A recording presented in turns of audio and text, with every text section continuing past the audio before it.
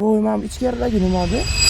Nimaga bu uy ishqibozlari ko'p desam, bu uy toza sasna daraxtidan qurilar ekan. Hozir ekzotik ekodachani navbatdagi uyini yoniga kelganman. 42 metr kvadratda joylashgan. Narxi ham sizga qiziq bo'lsa, video oxirida aytib o'tamiz.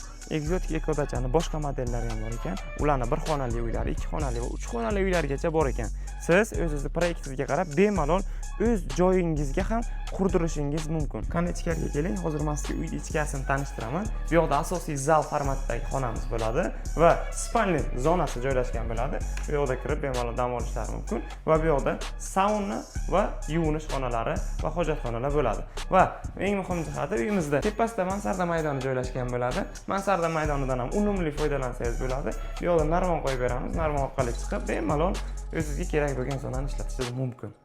Bu uyimizning narxi $19,400.